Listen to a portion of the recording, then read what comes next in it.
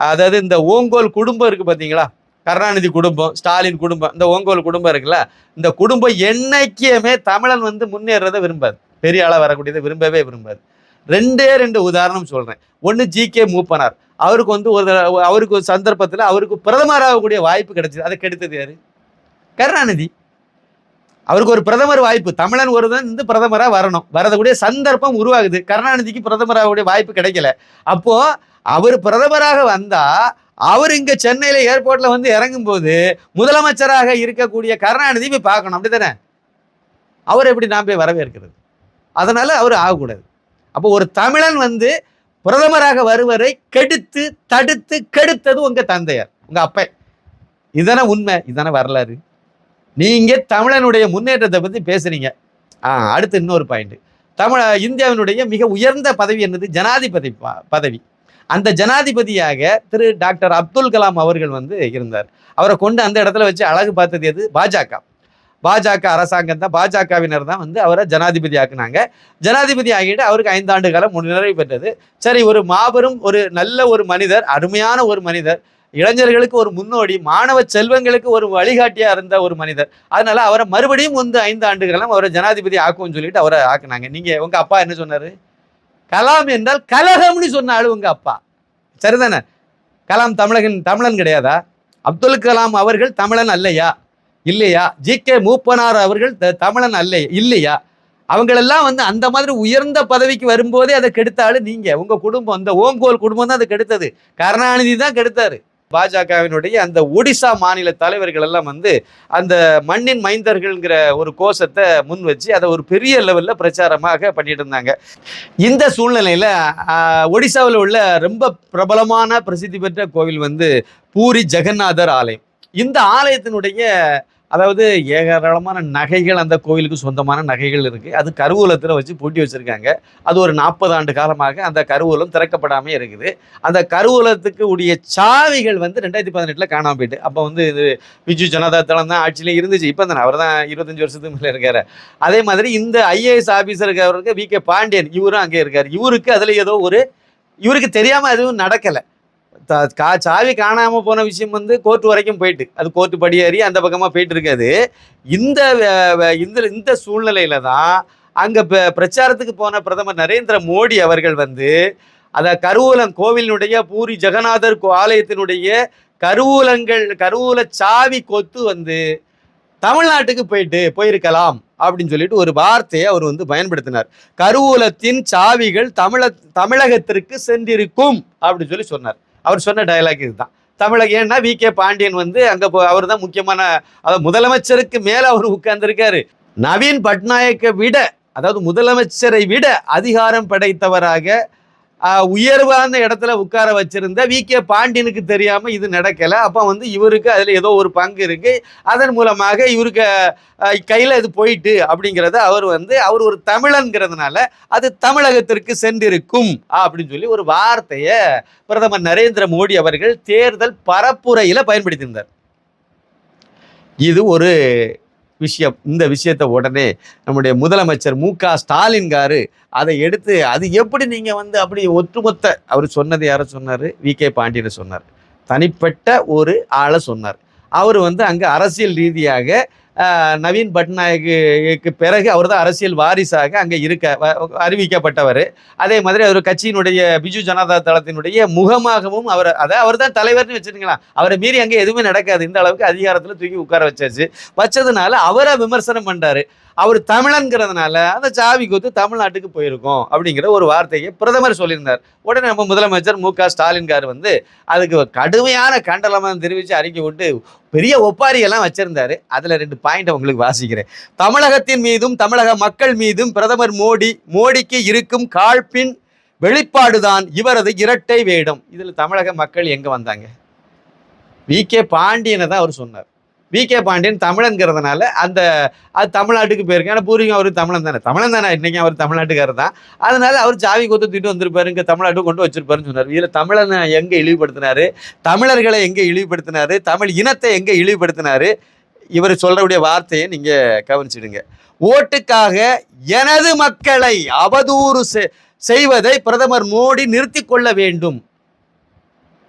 ஓட்டுக்காக எனது மக்களை, யாருக்கு மக்களை? ஸ்டாலின்காரு அவர்களுடைய மக்களை. அவர் என்ன சொல்ல வர்றாரு? அதாவது தமிழர்கள்னு சொல்றாரு, அப்புறம் எனது மக்களைன்னு சொல்றாரு. நீங்க தமிழனா? நீங்க தமிழனா திராவிடியனா?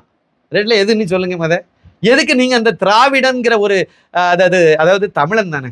ஆந்திராக்காரன் ஆந்திரா மாடல்னு சொல்றான், கேரளாக்காரன் கேரளா மாடல்னு சொல்றான் ஆட்சி மாடலை, கர்நாடகத்துக்காரன் கர்நாடகா மாடல்னு சொல்றான், தெலுங்கானாக்காரன் தெலுங்கானா மாடல்னு சொல்றான், குஜராத்துக்காரன் குஜராத் மாடல்னு சொல்றான், பீகார்காரன் பீகார் மாடல்னு சொல்றான், மேற்கு வங்காளத்துக்காரன் மேற்கு வங்காள மாடல்னு அவன் சொல்றான், ஒரிசாக்காரன் ஒடிசா மாடல்னு சொல்றான், ஊபிக்காரன் ஊபி மாடல்னு சொல்றான், மத்திய பிரதேசக்காரன் மத்திய பிரதேச மாடல்னு சொல்றான், பஞ்சாப்காரன் பஞ்சாபி மாடல்னு சொல்றான், காஷ்மீரி மாடல்னு சொல்றான். இதுதானே எல்லா இந்தியாவில் எல்லா இதுக்கும் இந்த மாடல்.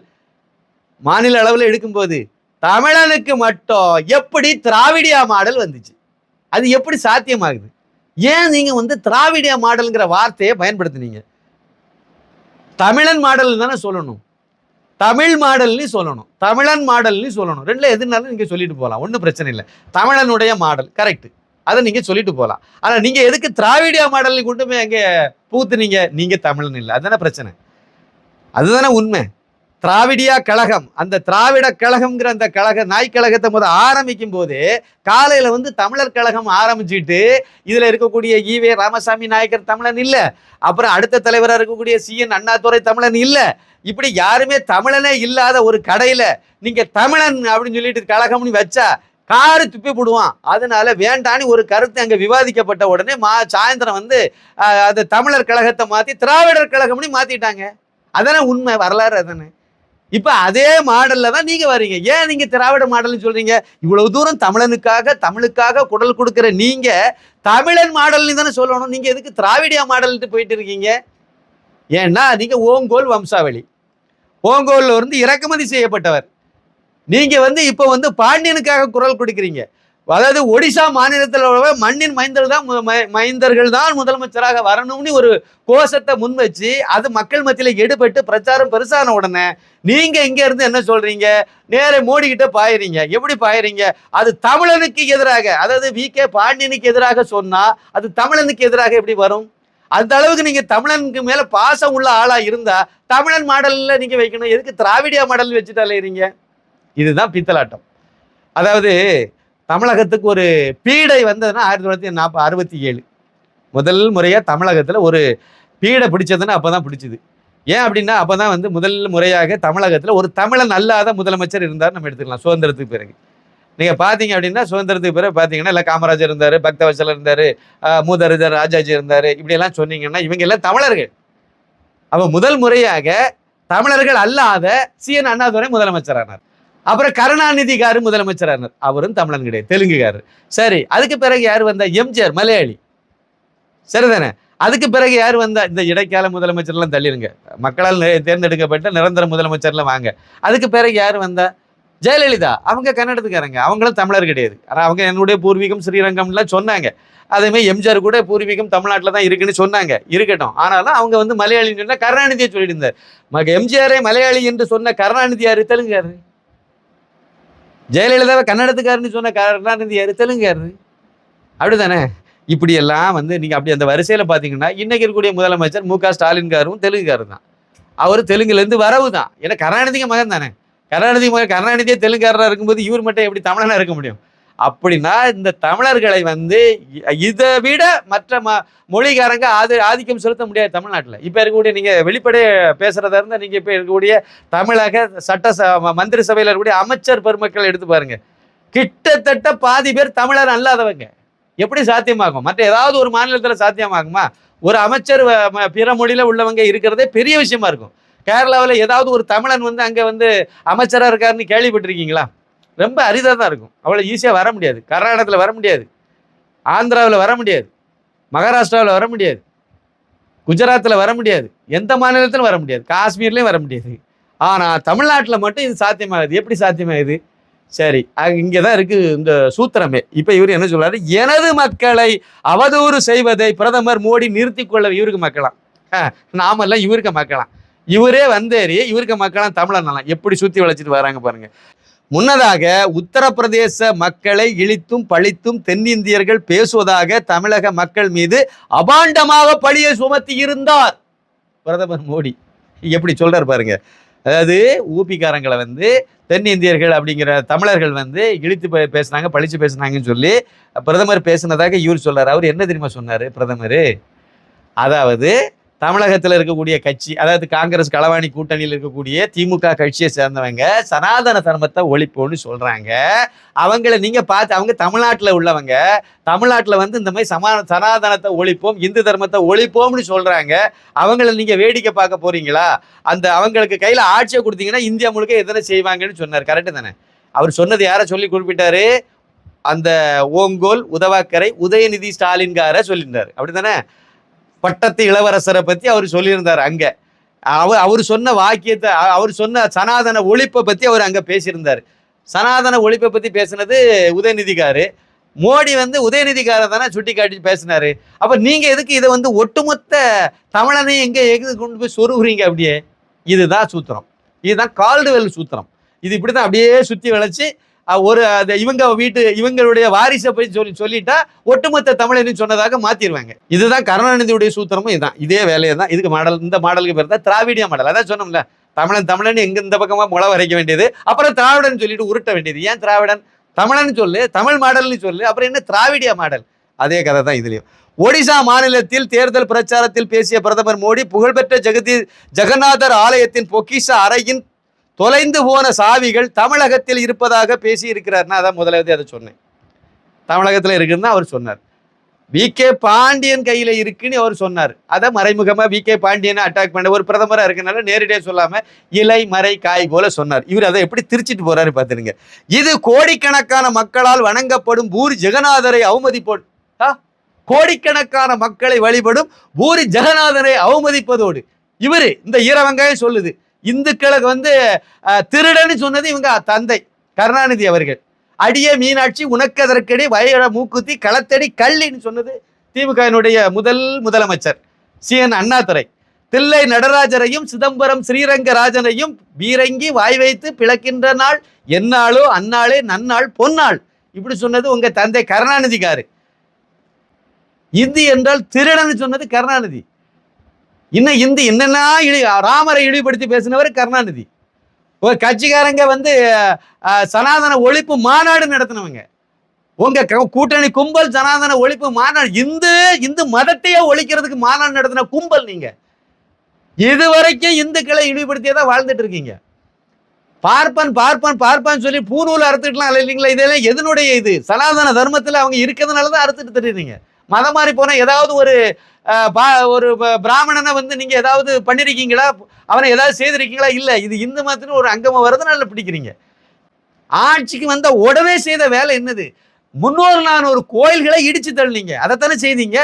அப்புறம் கோவிலில் உள்ள நகைகள் எல்லாம் உருக்குனீங்க கொள்ளையடிக்கிறதுக்காக. கோவில், அதாவது 1959 இந்து அறநிலைத்துறை உருவாக்கப்பட்ட போது 44,410 கோவில்கள் இருந்தன. இன்னைக்கு எவ்வளவு இருக்கு? 35,000க்கு கீழே வந்துட்டு 8,000 சொச்சம் கோயில் எங்க போச்சுது? அந்த கோயிலோட நிலமெல்லாம் என்ன ஆனது? கோவில் சாமி திருமேனிகள் எல்லாம் என்ன ஆனது? அவ்வளோ அமெரிக்காவுக்கும் ஆஸ்திரேலியாவுக்கும் கடத்திக்கிட்டு இருந்து. யாரு கடத்தினா? யாருடைய ஆட்சியில கடத்தினாங்க? எல்லாம் உங்க ஆட்சி தானே, உங்க தந்தையார் ஆட்சியில தானே அதிகமா கடத்தப்பட்டது. கோவில் நிலங்கள் எல்லாம் வந்து அப்படியே கொள்ளையடிச்சிட்டு போய் அவ்வளவு ஆக்கிரமிச்சு வச்சிருக்கான். இதெல்லாம் யாரு காலத்துல நடந்தது? இதுக்கு துணை போனது யாரு? உங்களுடைய 2016 சட்டமன்ற தேர்தல் அறிக்கையில நீங்க என்ன சொல்லியிருந்தீங்க? இந்து கோவில்கள் சொத்து, இதுல வந்து இந்து கோவில்கள் நிலத்துல எல்லாம் குடியிருக்கக்கூடியவங்களை ஆக்கிரமிச்சு குடியிருக்கக்கூடியவங்களுக்கெல்லாம் அந்த இடத்த பட்டா போட்டு கொடுப்பேன்னு சொன்ன கும்பல் நீங்க. அதே சமயத்துல வக்பு வாரிய சொத்துக்கள் எல்லாம் மீட்டு பாதுகாக்கப்படும். அதே தேர்தல் வாக்குறுதியில் கொடுத்தீங்களா இல்லையா? அத்தனையும் செய்து வச்சுக்கிட்டு இப்ப திடீர்னு பூரி ஜெகநாதர் மேல வந்து உங்களுக்கு பாசம் வருது. என்ன எவ்வளவு பெரிய மோசடி ஸ்டாலின்காரு அவர்களே. அடுத்த பாயிண்ட், ஒரிசாக்காரங்களுக்கு வக்காலத்து வாங்கி அடுத்து பேச ஆரம்பிச்சிட்டாரு. ஜெகநாதர் மீது அளவற்ற பக்தி கொண்ட ஒடிசா மக்களை தமிழக மக்களுக்கு எதிராக தூண்டும் பேச்சல்லவா இது? இதுல என்ன இருக்கு? அவன் மாநிலத்து மக்கள் வந்து ஆளணும்னு நினைக்கிறான். இல்லை, என்ன தப்பு உங்களுக்கு வந்து போச்சு? அந்த மக்களை வந்து தமிழர்களுக்கு எதிராக திசை திருப்புறாங்களா? இவர் ட்ரை பண்றாரு. அப்படியே வந்து தமிழர்களுக்கு எதிராக, அதாவது அந்த ஒரிசா மக்களுக்கு எதிராக இவர் பேசுறாருன்னு சொல்லி காணிச்சு, இதன் மூலமாக இவரும் வந்து பிரச்சாரத்தில் ஈடுபட்டிருக்காருன்னு அந்த ஐஎன்டி கூட்டணி இருக்குல்ல, அந்த குழங்காத கூட்டணியில் வந்து நானும் என் பங்குக்கு ஏதோ செய்தேன், நீ ஒன்றும் செய்யலைன்னு இல்லை, நானும் செஞ்சேன்.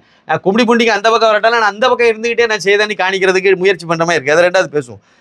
ஆலயத்தின் பொக்கிஷத்தை களவாடும் திருடர்கள் என்ற பழியை தமிழக மக்கள் மீது பிரதமர் மோடி சுமத்தலாமா? அவர் எப்போ சொன்னாரு? மோடி எப்போ சொன்னாரு? அந்த ஆலயத்தினுடைய நகைகள் எல்லாம், பொக்கிஷத்தெல்லாம் வந்து தமிழர்கள் எல்லாம் திருடிட்டு போயிட்டாங்கன்னு எப்போ சொன்னாரா? எப்பவாவது சொன்னாரா? அதுதான் பித்தலாட்டம், மோசடி, எத்தோழித்தனம். மோடி 15 லட்சம் ரூபாய் தருவான்னு சொல்லிட்டு இந்த வாய் நல்லதுன்னு வடை சுட்டுட்டு அலைஞ்சிங்க. அதே வடை தான் இதுவும். அவர் என்ன சொன்னார் தெளிவா? ஒரே ஒரு சென்டென்ஸ் தான், அதை நான் தெளிவாக உங்களுக்கு சொல்லிட்டேன். அது வந்து அந்த சாவி கொத்து வந்து தமிழகத்தில் இருக்கும் அப்படின்னு சொன்னார். ஏன் சொன்னாருன்னா, வி.கே. பாண்டியன் வந்து அவர் தான் அங்கே முதலமைச்சர் வேலையே, முதலமைச்சர் டம்மி முதலமைச்சர் தான் இவர் தான் அந்த ஆக்டிங் முதலமைச்சராக இருக்கனால அதை அவர் சொன்னார். இதில் என்ன தப்பு இருக்க போகுது? இதில் என்ன தப்பு இருக்க போகுது? ஆனால் ஒட்டுமொத்த தமிழனையும் திருடன்னு சொன்னாருன்னு சொல்றாரு பாருங்க, அதுதான் சூத்திரம். அதுதான் இவங்களுடைய அதுக்கு அந்த மாடலுக்கு போய் தான் திராவிடியா மாடல். அப்படியே திசை திருப்பி அப்படியே கொண்டு போகிறது. ஆனால் மக்கள் ரொம்ப தெளிவாக இருக்காங்க. நீங்கள் என்னத்தை வேணாலும் சொல்லிட்டு போகலாம். தமிழக மக்களை நேர்மையற்றவர்கள் என்று கூறுவது, அவர் எப்போ சொன்னார்? தமிழக மக்களை நேர்மையற்றவர்னு மோடி எப்போ சொன்னார்? அதுக்கு அடுத்து தமிழகத்தை அவமதிப்பது அல்லவா? அவர் எப்போ சொன்னார்? தமிழக மக்கள் எல்லாம் வந்து நேர்மையற்றவர். தமிழக மற்ற மக்களை சொல்லலை, தமிழக முதலமைச்சரை சொன்னார் நேர்மையற்றவர். முதலமைச்சர் குடும்பத்தை சொன்னார், ஓங்கோல் குடும்பத்தை சொன்னார். ஓங்கோல் குடும்பம் கொள்ளை குடும்பம், அது எல்லாருமே சொல்லலாமே, அதில் என்ன சந்தேகம்? பிடிஆர் பழனிவேல் தியாகராஜனே சொன்னார், அந்த குடும்பத்தில் வந்து முதல் ஒரு வருஷத்துலேயே 30,000 கோடியை கொள்ளையடிச்சிட்டாரு உங்களுடைய நிதியமைச்சர், அப்போதைய நிதியமைச்சர் பிடிஆர் பழனிவேல் தியாகராஜனே சொல்லிட்டாரு. அதில் மறைக்க ஒன்றும் கிடையாது. ஏன்னா பிரதமர் வந்து சொல்லணுமா? அப்போ அந்த ஓங்கோல் குடும்பத்தை பற்றி சொன்னா ஒட்டுமொத்த தமிழர்களுக்கும் அது பாதிப்புங்கிற மாதிரி ஆயிடும், அப்படித்தானே? இப்போ அவர் அங்கே அதை சொல்லலை, அவர் சாவி கொத்து விஷயத்த சொன்னார். வி.கே. பாண்டியன் தான் சொன்னார். ஓட்டுக்காக தமிழகத்தையும் தமிழரையும் இழிவுபடுத்துவதை மோடி நிறுத்தி கொள்ள வேண்டும். ஓட்டு கிறிஸ்தவ ஓட்டு பிச்சைக்காக, முஸ்லிம் ஓட்டு பிச்சைக்காக இந்துக்கள் எல்லாம் இழிவுபடுத்தின கும்பல் நீங்க பேசலாமா? ஆனா மோடி சொல்லலை. மோடி வந்து என்ன செய்தார் அப்படின்னா, ஒரு 2 பாயிண்ட சொல்றேன். இப்போ வந்து சமீபத்திய உதாரணம், அதாவது 14ஆம் தேதி வேட்புமனு தாக்கல் பண்ணார். வாரணாசி தொகுதியில் அவர் வந்து வேட்பாளராக போட்டியிடுறதுக்கு வேட்புமனுக்களை வந்து தாக்கல் செய்யும்போது முதல் வரிசையில் மோடியும் இன்னொரு ஆளும் வேலை உட்கார்ந்துருந்தாங்க. அதாவது 14ஆம் தேதி காலையில் 11:40 மணிக்கு மனு தாக்கல் பண்ணார். அதில் வந்து பிரதமர் நரேந்திர மோடி அவர்களுக்கு பக்கத்தில் இன்னொருத்தர் உட்கார்ந்துறத தாடிக்காரரு, ஒரு வயசானவர். பின்னாடி இருக்க ஒரு மோடிக்கு நேரம் பின்பக்கம் இருந்த வரிசையில் தான் வந்து யோகி ஆதித்யநாதே இருந்தார்.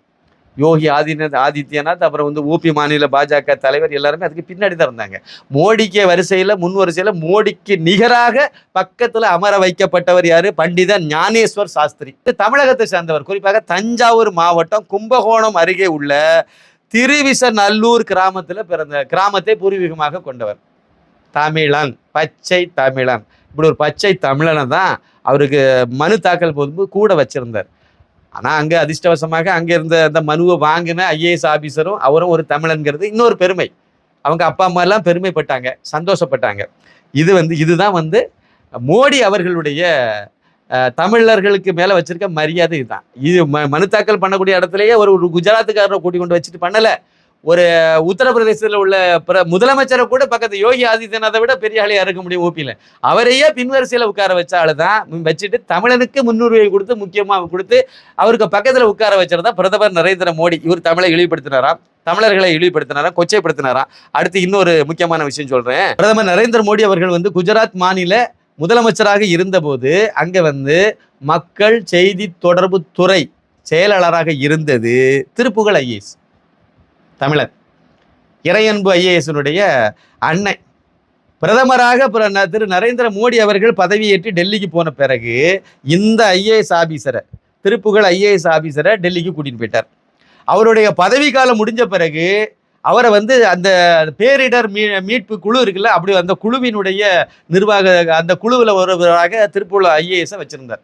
வச்சு ரொம்ப வருஷமா டெல்லியிலே அவர் கூடவே வச்சிருந்தவர். அவர் ஒரு தமிழர்.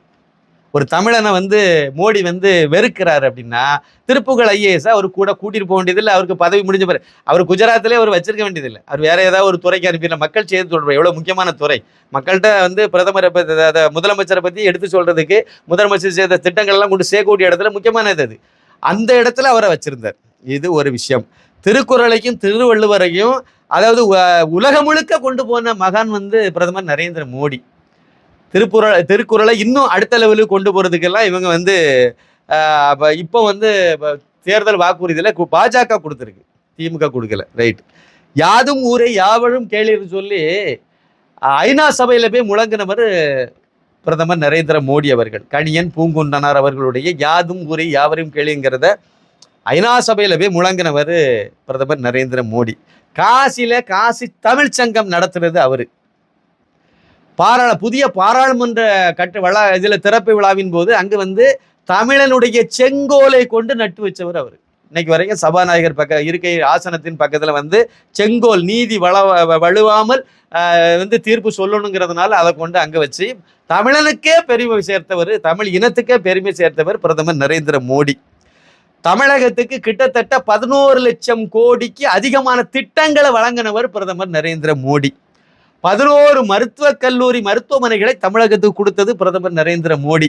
12 ஸ்மார்ட் சிட்டிகளை கொடுத்தது பிரதமர் நரேந்திர மோடி. மதுரை தோப்பூர்ல உள்ள எய்ம்ஸ் மருத்துவமனையை கொடுத்தது பிரதமர் நரேந்திர மோடி. அதுக்கு முன்னாடி 10 வருஷம் நீங்க அங்க இருந்தீங்க, தமிழகத்துக்கு எந்த எய்ம்ஸும் வரல, ஒன்றும் வரல. ஆனா நிறைய சாராய ஆலைகள் வந்துச்சு. அதே மாதிரி தமிழகத்துல இருந்து நம்ம கடந்த தேர்தலில் ஒரு எம்பியை கூட கொடுக்கல. ஆனா தமிழகத்துக்கு 3 அமைச்சர்களை கொடுத்துருக்காரு. டாக்டர் எல் முருகன், அப்புறம் அதை விட முக்கியமா தமிழச்சியான நிர்மலா சீதாராமன் அவர்களுக்கு வந்து நிதித்துறையை கொடுத்துருக்காரு. எவ்வளவு உயரமான பதவி. வெளியுறவுத்துறை ஜெய்சங்கர், அவரும் தமிழ்நாட்டுக்காரர் தான், அவரு கொடுத்துருக்கார். வெளியுறவுத்துறை முக்கியமான துறை கொடுத்து அவரு கோல வச்சுட்டு இருக்கார், மிகப்பெரிய அளவில் இருக்கார். இந்த 3 அமைச்சர்களை தமிழ்நாட்டுக்கு கொடுத்தது பிரதமர் நரேந்திர மோடி.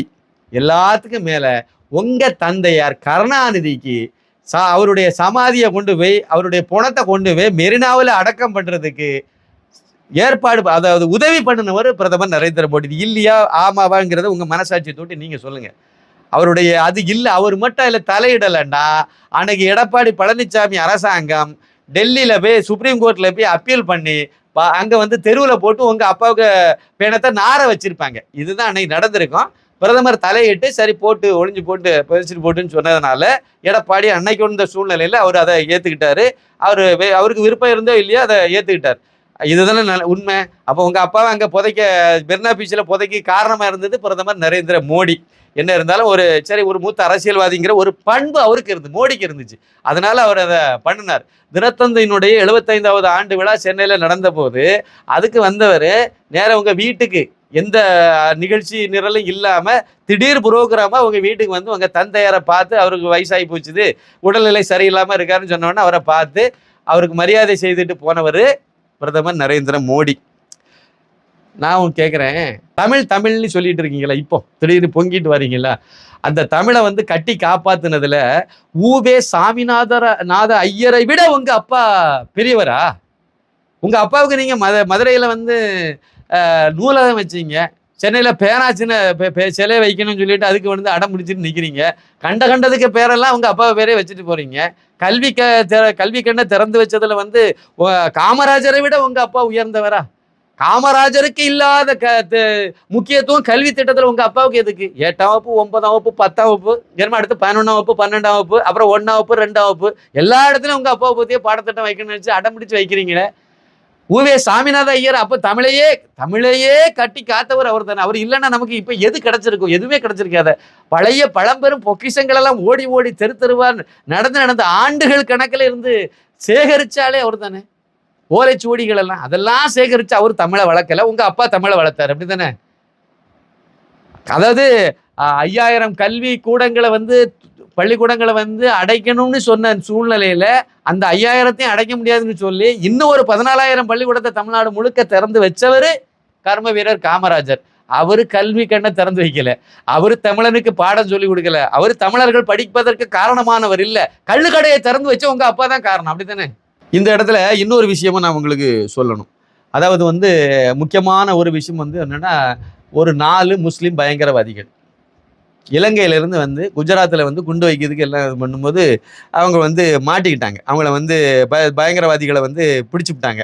பிடிச்சி எல்லாம் விசாரணை நடத்தும்போது அதில் ஒரு இப்போ கரண்டில் போயிட்டு இருக்கக்கூடிய விஷயம் தான் அது. விசாரணை நடத்தும்போது அவங்க வந்து பாஜக தலைவர்கள், ஆர்எஸ்எஸ் தலைவர்கள் எல்லாம் போட்டு தள்ளுறதுக்காக அவங்க இருந்து திட்டமிட்டு வந்திருக்காங்க. இந்த திட்டம் வந்து பாகிஸ்தான்ல இருந்து கொடுக்கப்பட்ட திட்டம். அதை இன்னமும் உள்ள போய் நுழைஞ்சிங்கன்னா அது அப்படியே திமுக கூட்டணியில் வந்து காங்கிரஸ் கூட்டணியில் வந்து நிற்கும். இங்க இருந்து பாகிஸ்தானுக்கு கொடுத்து அப்படிதான் வரும். நல்ல விசாரணை நல்ல டீப்பா உள்ள போனீங்கன்னா அப்படிதான் வருங்கிறது என்னுடைய அசம்சன். இந்த கும்பல் அதுதானே சேருது. இங்க இவங்களுக்கு ஏதாவது ஒண்ணுன்னா பாகிஸ்தான் தானே கொண்டாடுறான். இவங்க ஏதாவது வெற்றி பெற்றா, இவங்க தோல்வி அடைச்சா ரொம்ப தோண்டு போறதா வந்தானே, ட்வீட் பண்றதே வந்தானே, பாகிஸ்தானுக்கு தானே பண்ணியிருக்கான். அது சீனாக்காரன் இவங்க தானே இவங்களுடைய சேக்காளிகளா இருக்காங்க. சரி, இதுல விஷயம் என்னன்னா, இந்த 4 பேர் மாட்டினாம்ல முஸ்லீம் பயங்கரவாதிகள், அங்கேருந்து ட்ரைனிங் எல்லாம் கொடுத்து இலங்கையிலேருந்து ட்ரைனிங் கொடுத்து இங்கே அனுப்பிவிட்டு தமிழகம் வழியாக வந்து அப்புறம் வந்து நேரே குஜராத்துக்கு போய் இந்த வேலையை அரங்கேற்றும் போது அவன் மாட்டிக்கிட்டானுவா, பிடிச்சிக்கிட்டாங்க. அதுவும் குஜராத்தில் உள்ள அந்த பயங்கரவாத தடுப்பு பிரிவு போலீஸுக்கிட்ட சிக்கிக்கிட்டாங்க. இப்போ அடுத்தடுத்த கட்டத்தில் அதை விசாரணை நடத்தி போயிட்டே இருக்காங்க. இதில் முக்கியமான விஷயம் என்ன தெரியுமா? அந்த 4 பேருக்கும் தமிழை தவிர வேற எந்த லாங்குவேஜும் தெரியாது, எந்த மொழியும் தெரியாது. தமிழர்கள் அப்போ சரிதானே? அப்படித்தானே நம்ம எடுத்துக்க முடியும். தமிழ் தானே அவனுக்கு வேற எந்த மொழியும் தெரியாது, தமிழை தவிர. அப்ப தமிழன். அவன் 4 பேர் பயங்கரவாதி, முஸ்லிம் பயங்கரவாதி மாட்டுனா அப்படிங்கிறனால ஒட்டுமொத்த தமிழர்களும் பயங்கரவாதி அப்படின்னு நீங்க சொல்லுவீங்களா? ஒடிசாவில் ஒரே ஒரு தமிழன் அங்க உள்ள அரசியல் சூழ்நிலையில அங்க ஏதோ ஒண்ணு பண்ணுனா மாட்டிட்டான். இன்னொன்னு இப்ப ஆட்சி மாற்றம் ஒடிசாவில் வந்தாதான் இந்த வி.கே. பாண்டியன் அங்க என்னெல்லாம் மோசடியை பண்ணி வச்சிருக்காங்கிறது தெரியும். அதுக்கு பிறகுதான் அதை கண்டுபிடிக்க முடியும். இப்ப அவங்க ஆட்சி நடக்குது. உண்மையிலேயே வந்து பூரி ஜெகநாதருடைய ஆலயத்தினுடைய அந்த நகைகள்லாம் இருக்குதா, அங்கே திருட்டு போயிருக்கு, அங்கே என்ன நடந்திருக்குங்கிறது இன்னொரு ஆட்சி, அதாவது பாஜக ஆட்சி வந்து அதில் இன்னொருத்தர் முதலமைச்சராக உட்கார்ந்து அவங்க அதுக்கு பிறகு உள்ள போய் நுழையும் போது தான் அதில் தெரியும். ஏன்னா இவங்க கையில் ஆட்சி இருக்குது, அங்கே எவ்வளோ பெரிய மோசடியை பண்ணி வச்சிருக்காங்கன்னு தெரியாது. அது ஒரு பொக்கிஷன் அறை அப்படிங்கிறது 40 ஆண்டு காலமாக திறக்கலைன்னு சொல்லி இப்போ வி.கே. பாண்டியன் வெளியே சொல்கிறார் ஸ்டேட்மெண்ட்டில். பிரதமர் சொல்லலை, வி.கே. பாண்டியன் சொல்றாரு. அது வந்து 40 வருஷமா திறக்கல. அது வந்து அதனுடைய சாவி வந்து தொலைஞ்சு போனது 2018 அப்படிங்கிறத சொல்றாரு. டூப்ளிகேட் சாவி நாங்கள் வச்சிருக்கோம். அப்ப சாவி தொலைஞ்சு போச்சுன்னா டூப்ளிகேட் சாவி இருக்குன்னா அப்ப எதுக்குள்ள ஏதோ ஒன்று நடந்திருக்குல்ல, அதை நம்ம புரிஞ்சுக்க முடியுமில்ல. அப்போ இந்த மாதிரி ஒரு தமிழன் அங்கே போய் அதுல ஏதோ தப்பே பண்ணினாருன்னு வச்சுக்கிட்டுங்களேன், அந்த தமிழனை நீங்க சுட்டி காணிச்சா இங்க ஒட்டுமொத்த தமிழர்களை நீங்கள் சுட்டி காட்டிக்கிட்டீங்க அப்படிங்கிற மாதிரி. இவங்க ஒரு ஆள், அதாவது இவர் இருக்காரு பாருங்க, ராசா, அந்த விபச்சாரி மகன், மலையபடின்னு சொல்றேன், இந்துவாக இருப்பது வரைக்கும் நீ விபச்சாரி மகன். அதை அந்த விபச்சாரி மகன் தான் சொன்னார். அதனால வந்து அவர் விபச்சாரி மகன் தான். ஏன்னா அவர் இந்து ஆதி திராவிடன்னு சான்றிதழ் கொடுத்து தான் ஈரோடு நீலகிரி தொகுதியில் இப்போ போட்டிட்டு இருக்கார். ஏற்கனவே அப்படிதான் போட்டிட்டு வெற்றி பெற்றார், இப்போ அப்படிதான் கொடுத்துருக்காரு. அதில் வந்து நமக்கு மறுபடியும் சொல்றேன், இந்த விபச்சாரி மகன் வந்து 2G வழக்கில் மாட்டின உடனே நேரே கருணாநிதி உடனே என்ன பண்ணினார் அப்படின்னா, அவர் ஒரு தலித் என்பதால் அவர் மீது இந்த நடவடிக்கைன்னு சொன்னார். அதாவது செய்யறத அயோக்கியத்தனம், அப்புறம் அதை மாட்டிக்கிட்டா உடனே தலித்துன்னு சொல்லிட வேண்டியது. செய்யறது இதை மாதிரி தான் வி.கே. பாண்டியனும் ஏதோ ஒரு இதில் மாட்டிருக்காரு. சிக்கல ஆகுது 2வது விஷயம் வச்சுக்குவோம். ஆனா அதை மாட்டிட்டாரு அப்படின்னா பிரச்சனையில வருதுன்னு சொன்னா தமிழன்னு சொல்லிடணும். உடனே தமிழன் சொல்லி போராட்டு. அப்ப சொல்றதுக்கு அளவுக்காவது நீங்களாவது தமிழனா இருக்கணும். நீங்களாவது தமிழனா இருக்குமே. இப்ப என்ன விஷயம்னா, இதுல வந்து இன்னொரு விஷயத்தையும் நம்ம பார்க்கணும். இந்த விஷயம் வந்து இதோட நிக்கல, இதுக்கு அடுத்த கட்டத்துக்கும் போச்சுது. அங்க நடந்த அந்த தேர்தல் பரப்புரையில அடுத்த கட்டத்துக்கு போற விதமாக உள்துறை அமைச்சர் திரு அமித்ஷா அவர்களும் வந்து இது மாதிரியான ஒரு வார்த்தையை பயன்படுத்தியிருந்தாரு. அதுவும் இன்னைக்கு வந்து பெரிய செய்தியாக தான் இங்க வந்துட்டு இருக்கு. அவர் என்ன சொல்லியிருந்தார்னா, மக்கள் பாஜகவுக்கு வாக்களித்தால் மண்ணின் மைந்தன் உத்கல பூமியை ஆழ்வான். அதாவது ஒடிசா பூமியை வந்து ஒரு மண்ணின் ஒடிசாக்காரன் தான் முதலமைச்சராக நாங்கள் கொண்டு வருவோம், தமிழ் பாபு அல்ல, தமிழர் அல்ல அப்படின்னா நீங்க வந்து பிஜு ஜனதா தளத்துக்கு நீங்க வாக்களித்தீங்கன்னா கண்டிப்பாக வி.கே. பாண்டியன் அவர்கள் தான் வந்து முதலமைச்சராக வரப்போறாரு. அவர் வெற்றி பெற்றால் அவரை தான் முன்னிலைப்படுத்தி கொண்டு வந்துட்டு இருக்காரு நவீன் பட்நாயக். அதனால வந்து வி.கே. பாண்டியனை தான் முதலமைச்சராக அடுத்த முதலமைச்சராக ஆக்க போறாங்க. அதனால நீங்க வந்து எங்களுக்கு ஓட்டு போட்டா நாங்க வந்து ஒடிசாவில் பிறந்த அந்த மண்ணின் மைந்தன் ஒருத்தரை நாங்க வந்து முதலமைச்சர் ஆக்குவோம்னு சொன்னார். இதுல வந்து நான் 2 விஷயம் வந்து உங்களுக்கு சொல்லணும். எதுக்கு வந்து ஸ்டாலின் காரு வந்து இந்த அளவுக்கு கொந்தளிச்சுட்டு நடக்காரு அப்படின்னு பார்த்தீங்கன்னா 2 காரணம் இருக்கு. ஒன்று வந்து என்னன்னா, மதுரையில் வந்து ஒரு பெரிய லைப்ரரி ஒன்றா கட்டினாங்க, நூலகம். கருணாநிதிக்கு பேரை வச்சாங்க. வச்சு ஒரு பெரிய நூலகம். பாருங்க, இதுதான் மக்களுக்கு ரொம்ப அத்தியாவசிய தேவை. மக்கள் எல்லாம் அங்கே குடிச்சு நாசமா போயிட்டு இருக்கான். போதைப் பொருள்னால தமிழகம் சின்ன பின்னமாயி சீரழிஞ்சு போயிட்டு இருக்கு. இதெல்லாம் கட்டுப்படுத்துறதுக்கோ இல்லைன்னா இந்த மதுவை ஒழிக்கிறதுக்கோ அதுக்கு மாற்று வருமானத்தை உருவாக்குறதுக்கோ அந்த அரசாங்கத்துக்கு இல்லைன்னா அரசு ஊழியர்களுடைய பிரச்சனை தீர்க்கிறதுக்கோ இல்லைன்னா போக்குவரத்து துறையில நல்ல பஸ்ஸை வாங்கி கொடுக்க துப்பு கட்ட அந்த அரசாங்கம் வந்து அங்க வந்து கருணாநிதிக்கு பேரை வைக்கணுங்கிறதுக்காக வேண்டி ஒரு நூலகம் ஒன்று அமைச்சு பண்ணியிருந்தாங்க. அதில் இப்போ சமீபத்தில் கடந்த சில நாட்களாக பெய்த மழையில் அந்த நூலகம் தண்ணியில் மிதக்குது. அதுக்கு முக்கியமான காரணம் அதில் வந்து மழை நீர் வடிகால் வந்து சரியாக பண்ணலை, அந்த சிஸ்டம் சரியாக செய்யலை, அதில் ஊழல் பண்ணியிருக்காங்க, அது முறையானது செய்யாததுனால அங்கே வந்து ஒவ்வொரு ஃப்ளோரும் தண்ணியில் மிதக்குன்னு சொல்லிவிட்டாங்க. செய்தி வீடியோ எல்லாம் வெளியே வந்து பட்டி தொட்டியெல்லாம் நாறிட்டு கிடக்கு. அதாவது சென்னையில் மழை வெள்ளம் வந்த பிறகும் தண்ணி வடியலை, 4000 கோடியா சோகா போட்டுட்டீங்க, அதனால மழை நீர் வடியலை. அங்கே வந்து உங்க அப்பாவுக்கு பேர்லயே ஒரு கட்டடத்தை கட்டுறீங்க, நூலகம்ங்கிற பேர்ல ஒரு கட்டடத்தை கட்டுறீங்க, அதுல கூட ஊழல் பண்றீங்க, அதுல கூட லஞ்சம் படிக்கிறீங்க, அதுல கூட கமிஷன் வாங்குறீங்க. ஒழுங்கா அந்த பணத்தை செலவு பண்ணியிருந்தீங்கன்னா சரியான கட்டடம் வந்திருக்கும், சரியான மழை நீர் வடிகால் சிஸ்டம் சரியா அமைச்சிருப்பாங்க. அப்ப நீங்க ஊழல் அங்கேயும் பண்ணனால, அங்கேயும் நீங்க அதிகமான கொள்ளை அடிச்சதுனால, அங்கேயும் நீங்க லஞ்சம் வாங்கினதுனால, அங்கேயும் கமிஷன் போட்டதுனால அது வந்து இன்னைக்கு தண்ணியில மிதக்குது. அப்ப இது வந்து வெளி உலகத்துல சோசியல் மீடியால பரவலா சுத்திட்டு இருக்கு. இதை வந்து நீங்க மடைமாத்தம் பண்ணனா தமிழன் அப்படின்னு சொல்லி கொந்தரிச்சிடணும். தமிழனை இழிவுபடுத்தி விட்டார் பிரதமர் மோடி. தமிழனுக்கு தெரியும் பிரதமர் மோடி வந்து என்னென்ன பண்ணிட்டு இருக்காருன்னு தெரியும். அதை விட முக்கியம், இது ஒரு முக்கியமான காரணம். இன்னொரு காரணம் வந்து என்ன அப்படின்னா, இவரை வந்து வட இந்தியாவுக்கு நீங்க ஏன் பிரச்சாரத்துக்கு போகல, கும்மிடிப்பூட்டிக்கு அந்த பக்கம் நீங்க ஏன் பிரச்சாரத்துக்கு போகல, உங்க பையன் அந்த புத்திரபாகியத்தை கூட்டிட்டு போக வேண்டியதானு சொல்லி எல்லாரும் கேள்வி கேட்க ஆரம்பிச்சிட்டாங்க.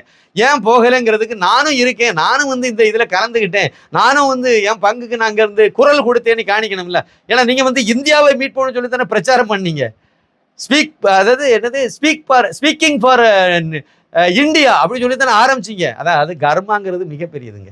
அதாவது நாங்கள் வந்து மத்திய அரசுன்னு சொல்ல மாட்டோம், இந்திய அரசுன்னு சொல்ல மாட்டோம், ஒன்றிய அரசுன்னு தான் சொன்ன உங்க வாய் நிறைய இந்தியா இந்தியா இந்தியான்னு சொல்ல வச்சா பாத்தீங்களா, அதுதான் அந்த அண்ணாமலை கரெக்டா வச்சுட்டாமல உங்களுக்கு ஆப்பு. கரெக்டா எந்த இந்தியாவை நீங்க வாய்னால சொல்லக்கூடாதுன்னு சொல்லி ஒன்றிய அரசுன்னு சொன்னீங்களோ, இந்திய அரசுன்னு சொல்ல மாட்டாங்களா, ஒன்றிய அரசுன்னு சொல்லுவீங்களா. இப்ப நீங்க இந்தியா இந்தியான்னு சொல்ல வச்சுட்டாங்க. இது ஒரு பாயிண்ட். இதான் அந்த கர்மான்னு சொல்றது தானே. இப்ப அதுக்காக வேண்டி குரல் கொடுக்குறோன்னு சொன்னா இப்ப குமரி பூண்டிக்கு அந்த பக்கம் போக வேண்டாமா, அங்க போய் குரல் எல்லாம் கொடுக்க வேண்டாமா, அங்கெல்லாம் இந்தியாவினுடைய அங்கம் இல்லையா? அதெல்லாம் உங்களை பொறுத்தவரைக்கும் இந்தியாங்கிறது இந்த குமரி பூண்டிக்கு இந்த பக்கம் தான் இருக்கா? இப்படி ஒரு விஷயம் ஒன்று இருக்கு. இன்னொரு கூடுதலாக ஒரு சின்ன குட்டி தகவல் ஒன்று சொல்லணும். அதாவது இந்த ஓங்கோல் குடும்பம் இருக்கு பார்த்தீங்களா, கருணாநிதி குடும்பம், ஸ்டாலின் குடும்பம், இந்த ஓங்கோல் குடும்பம் இருக்குல்ல, இந்த குடும்பம் என்னைக்குமே தமிழன் வந்து முன்னேறதை விரும்பாது, பெரிய ஆளாக வரக்கூடியதை விரும்பவே விரும்பாது. 2 உதாரணம் சொல்றேன். ஒன்று ஜி.கே. மூப்பனார், அவருக்கு வந்து அவருக்கு ஒரு சந்தர்ப்பத்தில் அவருக்கு பிரதமராகக்கூடிய வாய்ப்பு கிடைச்சது. அதை கெடுத்தது யாரு? கருணாநிதி. அவருக்கு ஒரு பிரதமர் வாய்ப்பு, தமிழன் ஒருவன் வந்து பிரதமராக வரக்கூடிய சந்தர்ப்பம் உருவாகுது. கருணாநிதிக்கு பிரதமராகக்கூடிய வாய்ப்பு கிடைக்கல. அப்போ அவர் பிரதமராக வந்தா அவர் இங்க சென்னையில ஏர்போர்ட்ல வந்து இறங்கும் போது முதலமைச்சராக இருக்கக்கூடிய கருணாநிதி போய் பார்க்கணும், அப்படித்தானே? அவர் எப்படி நான் போய் வரவேற்கிறது? அதனால அவர் ஆகக்கூடாது. அப்போ ஒரு தமிழன் வந்து பிரதமராக வருவரை தடுத்து கெடுத்தது உங்க தந்தையார், உங்க அப்பா. இதான உண்மை, இதான வரலாறு. நீங்க தமிழனுடைய முன்னேற்றத்தை பத்தி பேசுறீங்க. அடுத்து இன்னொரு பாயிண்ட், இந்தியாவினுடைய மிக உயர்ந்த பதவி என்னது? ஜனாதிபதி பதவி. அந்த ஜனாதிபதியாக திரு டாக்டர் அப்துல் கலாம் அவர்கள் வந்து இருந்தார். அவரை கொண்டு அந்த இடத்துல வச்சு அழகு பார்த்தது எது? பாஜக அரசாங்கம் தான், பாஜகவினர் தான் வந்து அவரை ஜனாதிபதி ஆக்குனாங்க. ஜனாதிபதி ஆகிட்டு அவருக்கு 5 ஆண்டு காலம் நிறைவு பெற்றது. சரி, ஒரு மாபெரும் ஒரு நல்ல ஒரு மனிதர், அருமையான ஒரு மனிதர், இளைஞர்களுக்கு ஒரு முன்னோடி, மாணவ செல்வங்களுக்கு ஒரு வழிகாட்டியா இருந்த ஒரு மனிதர். அதனால அவரை மறுபடியும் வந்து 5 ஆண்டு காலம் அவரை ஜனாதிபதி ஆக்கும்னு சொல்லிட்டு அவரை ஆக்குனாங்க. நீங்க உங்க அப்பா என்ன சொன்னாரு? கலாம் என்றால் கலகம்னு சொன்னாலும் உங்க அப்பா, சரிதானே? கலாம் தமிழன் கிடையாதா? அப்துல் கலாம் அவர்கள் தமிழன் அல்லையா? இல்லையா? ஜி.கே. மூப்பனார் அவர்கள் தமிழன் இல்லையா? அவங்களெல்லாம் வந்து அந்த மாதிரி உயர்ந்த பதவிக்கு வரும்போதே அதை கெடுத்தாலும் நீங்க, உங்க குடும்பம், அந்த ஓங்கோல் குடும்பம் தான் அதை கெடுத்தது. கருணாநிதி தான் கெடுத்தாரு. இதெல்லாம் செய்த நீங்க இப்ப வந்து சாத்தான் வேதம் ஓதுகிறதுங்கிற மாதிரி நீங்க ஓதிக்கிட்டு இருக்கீங்க மக்களுக்கு. தமிழர்கள் நம்ப மாட்டாங்க, எல்லாத்துக்கும் தெரியும். நீங்க வந்து ஓங்கோல் வம்சாவளியில வந்த ஆளு அப்படிங்கிறது எல்லாத்துக்கும் தெரியும். அல்ல. இவருக்கு இன்னொரு முக்கியமான காரணம் வந்து இவர் கதறதுக்கு இன்னொரு காரணம் வந்து என்னது அப்படின்னா, ஒன்று வந்து திசை திருப்புறதுக்கு. ஏன்னா வந்து அவங்க அப்பா பேர்ல உள்ள நூலகத்துக்குள்ளே தண்ணி போயிட்டு, அதுவும் ஃபர்ஸ்ட் ஃப்ளோருக்கெல்லாம் போச்சுன்னு சொன்னாங்க. அது எப்படி போச்சுன்னு எனக்கு சரியா தெரியல. தண்ணி போய் அங்கே ஆறா போயிட்டு நாசமா போயிட்டு, இதை திசை திருப்புங்கிறது வழக்கம் போல திசை திருப்பி மடை மாற்றி விடுறதுக்கு ஒரு பாயிண்ட். இன்னொரு விஷயம் என்ன அப்படின்னா, நீங்க இன்னைக்கு வந்து ஒடிசாவில் இந்த மாதிரி ஒரு பிரச்சாரம் வந்து ஒரு அந்நியனுக்கு வந்து முதலமைச்சர் ஆக்க கூடாதுன்னு சொல்லி அந்த மக்கள் முடிவெடுத்து பாஜகவை அரியணையில் அமைத்தி சக்சஸ் பண்ணிட்டாங்கன்னா, அங்க அதாவது ஒரு ஒடிசாக்காரனே அங்க வந்து முதலமைச்சர் ஆயிட்டா அதனுடைய தாக்கம் பக்கத்துல கொஞ்சம் தொலைவில் இருக்கக்கூடிய தமிழகத்துக்கும் வரும். இங்க உள்ள மக்களும் அப்ப நம்ம மட்டும் இழிச்சவாயனா நம்ம என்னத்துக்கு ஒரு தெலுங்கு வம்சாவளியில வந்த ஓங்கோல் குடும்பத்தை எதுக்கு நம்ம முதலமைச்சர் ஆக்கணுங்கிற கேள்வி இயல்பாவே தமிழனுக்கு வரும். வந்துட்டு நாம என்ன ஆந்திராக்காரங்களையும் கர்நாடகத்துக்காரங்களையும் கேரளாக்காரையும் தான் முதலமைச்சரை வைக்கணுமா? ஏன் அண்ணாமலை மாதிரி தமிழனை முதலமைச்சரை வைக்கக்கூடாது? அண்ணாமலையை வைக்கக்கூடாது, தமிழன் தானே அப்படிங்கிற எண்ணம் ஏற்கனவே வந்து போச்சு மனசுல. அது இன்னமும் ஒரு பெரிய பிரச்சாரமாகி வரக்கூடிய தேர்தலில் இந்த ஓங்கோல் குடும்பத்துக்கு முற்றுப்புள்ளி வச்சு விடுவாங்கிற ஒரு பயம். கண்டிப்பாக அது நீங்க பயப்பட்டது மாதிரியே தான் நடக்க போகுது. இதோட உங்க ஓங்கோல் சகாப்தம் இதோடு நிறைவு பெறுகிறது. இனிமே நீங்க எந்த காலத்திலையும் வந்துட மாட்டீங்க, தமிழனை ஆண்டுவிடவே மாட்டீங்க. இவ்வளவு தூரம் அயோக்கியத்தனம் பண்ணதெல்லாம் இவ்வளவு நாளும் வந்து மக்களுக்கு விழிப்புணர்வு கம்மியா இருந்து தெரியல. இன்னைக்கு சோசியல் மீடியா மிகப்பெரிய விழிப்புணர்வு கொடுத்துட்டு இருக்கு. மக்கள் வந்து மக்கள் மன்றத்தில் உடனே போய் சேர்ந்துருது. அதனால இனிமேலும் உங்களுடைய பித்தலாட்ட பிரச்சாரங்கள் எடுபடாது என்பதுதான் எனது கருத்து.